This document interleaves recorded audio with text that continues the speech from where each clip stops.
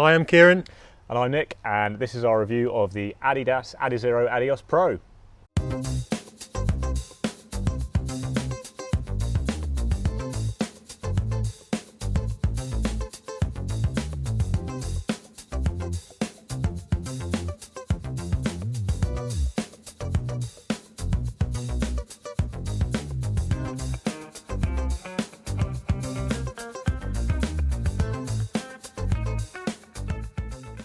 So we're going to first dive into the key stats of the shoe, starting with the price, the most important stat of all. So this one is going to cost you $16995 in UK pounds, and that's $200. Which puts it at the cheaper end of these kind of high stack carbon shoes, which is interesting.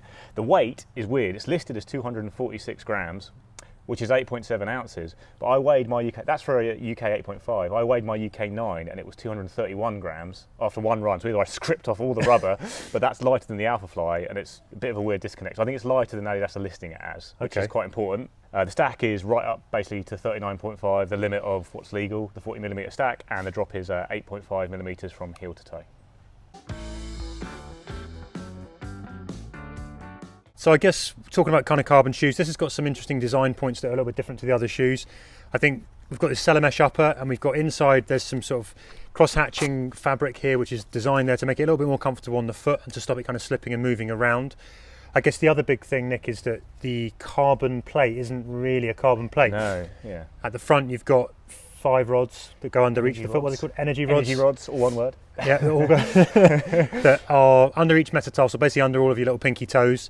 And then that is joined by another plate that sits in the above the midsole under the heel, right? Yeah, and that's kind of to promote stability, but also efficiency, which is I think a key point. Energy loss in all these carbon shoes is designed to lose less energy around the ankle in your stride. That's what that's there for. And then on the bottom, in the midsole material is Light Strike Pro. Now, this is very soft, it's different to Light Strike on the SL20. I asked Adidas straight up, the design team, what it's made of, and they wouldn't tell me. But it's fair to say it's pretty good. It's very much more in keeping with the kind of super foams you're seeing in other shoes than the kind of hard EVA of Light Strike. Yeah. I guess the other detail you've got, it's a small detail, but you've actually got extra lacing holes here on the upper, so you can change up the way that you lace these and try and get a better lockdown that will suit you better for your preferences. I will say on the fit of these, they're quite different to Adidas's normal racers. I always used to size up in the Adios and the Boston, and they're very narrow shoes. These are not, these are wide, they're comfortable. With those holes, you can get a good fit for any shoe. I think I actually wore yours for a bit, which are half a size smaller, and I was comfortable in them. I wore my size 9 and it's perfect. I'd say go true to size, but yeah, it's a really good upper for that, I think. And I have big fat feet, I said it in every video, but these were great. I found them really great, nice and comfortable, nice and roomy.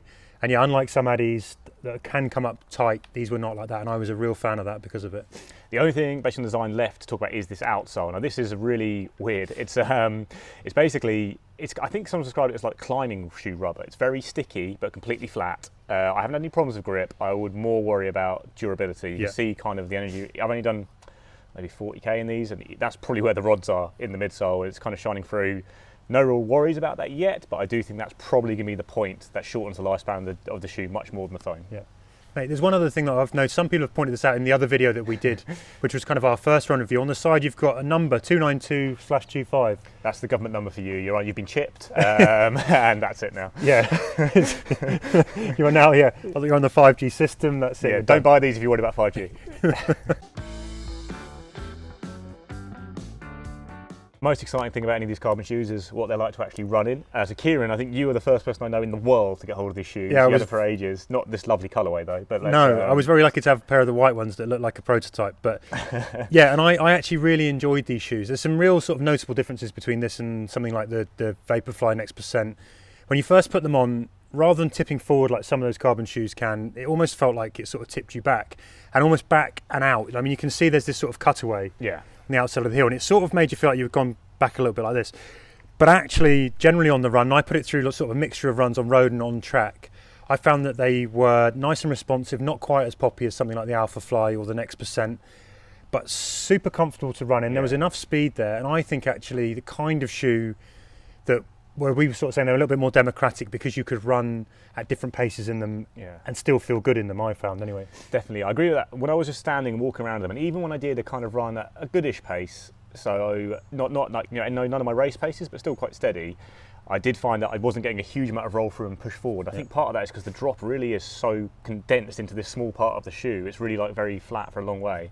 But then I did a session in them where I kind of hit a few race paces doing kind of 2K reps and 400 meter reps, and then I did a fast 5K in them. I was doing 2 back to back, and I did 320 pace for the Adios, so I did like a 16:32-ish. Then I changed to the Vaporfly, and it is noticeable, even though I was much more tired in that second 5K. Vaporfly felt more nimble and poppy, but this does, when you're at a pace, it does feel like you can hold it quite comfortably. I think that's why they'd be really good over longer distances in particular. Yeah. Like, I wasn't sure I'd go 5K in them again on an all-out race day, but I don't think they'd let you down. But I just think they're more built for long stuff. And listen, I've done races where things haven't gone quite so well in the next percent, and actually to the arse end of a marathon where you're really struggling, it hasn't really been that forgiving for me. You know, when you get back on your heels on those, they're not really very comfortable. These, I got the impression that these might be able to cope with that a little bit better. So if you are going to try and go all out in a race where you're not 100% sure what you're going to get, these might be a good option in case the wheels come off late. And because I found they're quite flat and there's quite a lot of support there, that they might do a better job. I also think there is a difference in the way they run because of those EnergyRods to the plate. Not having that one fixed plate, I do think they're slightly more reactive to how your foot moves in the front, and I do think that increases the stability of such a high stack shoe. Whereas, with the carbon plate on something like the Alphaline, you're going in this line, the plate's going to propel you in this line. Actually, it's a bit more freedom to move here. I don't think about sacrificing a lot of pace necessarily. I think maybe the air zoom pods on the Alphaline are particularly good compared to foam like this, or even the Vaporfly, but I still think that is a nicer feel that I think will probably be better for more runners in a way, like we're talking about, more democratic. I think, it'll be a shoe that a lot of people will enjoy running in. And I think for that price point as well, that's what really excites you. This is definitely a really good shoe at that money. If you've not got the money to spend on the Alphafly or one of those, then this is going to be a really good option, I think. Definitely. So the kind of verdict you had in your first review, Kieran, was that Adidas are kind of back in the game, and that's exactly how I felt when I got the shoe to test as well. I think this is going to be an appealing shoe for a lot of reasons. The price is cheap, the design's incredible, and the performance is definitely there as well. And I think the interesting thing is we both really like these shoes for different things, even though it's important to say we have quite different foot strikes on the run. He is the heel crasher. I'm the heel crasher. And I'm more mid to forefoot. Yeah, and I actually asked Adidas about this, saying if there's anything they thought about difference in foot strikes, and they were kind of brushed it off, saying no, it works for everyone, because they have elite runners who do kind of both. Yeah. And it's true. I think it's a very, like you say, democratic is probably the word here. My only worry is that it's priced that way so fairly because it's going to last 100 miles because of this. And I think we need to maybe update on that when we'll put in the comments when we've done more miles on this, how this rubber's holding up.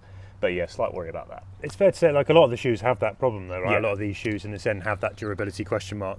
Definitely, sorry. But I guess overall, I think, I was sort of pleased to see Adi come out with a shoe.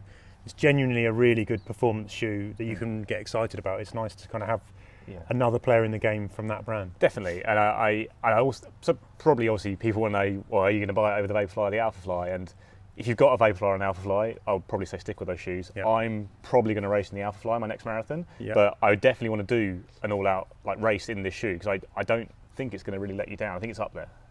My take is if I knew I was fully fit and I was going for a PB, I'd probably go in the Vaporfly. If I wasn't quite sure, then I'd like to put these on and race in these. And I think they could be up there. I also want to do more flat out 5K stuff. I think it's probably going to be underrated for short stuff. I think a lot of people will immediately take to this as a long run, a long hard race shoe. I think it does a great job on that front. I think it's probably going to be a pretty good short run shoe as well. But yeah, I really like it. You won't be I don't think if you buy this you'll be disappointed with the shoe. The only risk I say on that front is durability, and again, I don't think that. I think it's probably, you've done quite a lot of miles in the one already. I've run in that one as well, so that's the only risk. But it's a fantastic price. That's the price of most people's training shoes, like the Nike Zoom Tempo training shoe. The New Balance's training shoe is even more than that, even. So you can't argue with that for what is a bona fide super shoe that puts Adidas right back in the top bracket, in my opinion.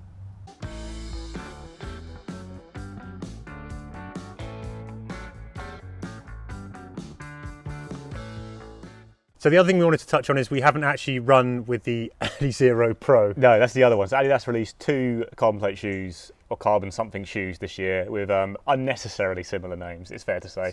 Adios Pro is this one. Adizero Pro it's got a full length carbon plate, Carbitex or something it's called. It's a much more low profile shoe. I haven't run it, but basically by all accounts it's a firmer shorter distance, fast shoe, where this is really built as the racer for half marathon and marathon.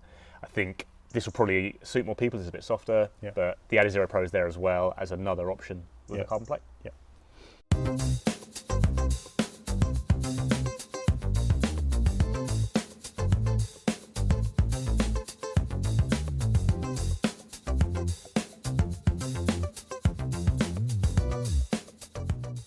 So that's been our multi-tester review of the Adios Pro. If you like what you see, hit like, comments, ask us all the questions you want to about this shoe, and we will endeavour to answer them. Don't forget to also ring the bell so you get more updates when we have more carbon plated shoes and other things that are going, headphones, all that kind of stuff. We will be putting more videos up, so don't miss them.